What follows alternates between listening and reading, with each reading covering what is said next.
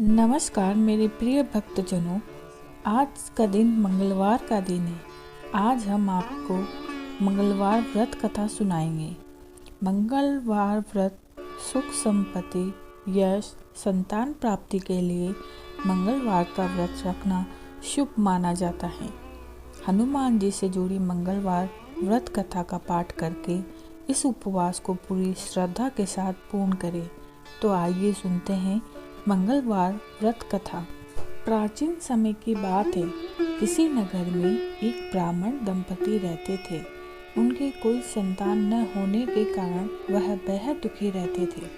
हर मंगलवार ब्राह्मण वन में हनुमान जी की पूजा करने जाता था। वह पूजा करके बजरंगबली से एक पुत्र की कामना करता था। उसकी पत्नी भी पुत्र की प्राप्ति के लिए मंगलवार का व्रत करती थी। वह मंगलवार के दिन व्रत के अंत में हनुमान जी को भोग लगाकर ही भोजन करती थी। एक बार व्रत के दिन ब्राह्मणी ने भोजन नहीं बनाया और न ही हनुमान जी को भोग लगा सकी। तब उसने प्रण किया कि वह अगले मंगलवार को हनुमान जी को भोग लगाकर ही भोजन करेगी। वह भूखी प्यासी 6 दिन तक पड़ी रही। मंगलवार के दिन वह बेहोश हो गई। हनुमान जी उसकी श्रद्धा और भक्ति देखकर प्रसन्न हुए और उन्होंने आशीर्वाद स्वरूप ब्राह्मणी को एक पुत्र दिया और कहा कि यह तुम्हारी बहुत सेवा करेगा। बालक को पाकर ब्राह्मणी बहुत खुश हुई। उसने बालक का नाम मंगल रखा। कुछ समय उपरांत जब ब्राह्मण घर आया तो बालक को देख पूछा कि वह कौन है।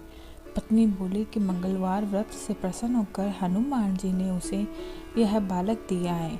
यह सुनकर ब्राह्मण को अपनी पत्नी की बात पर विश्वास नहीं हुआ। एक दिन मौका पाकर ब्राह्मण ने बालक को कुएं में गिरा दिया।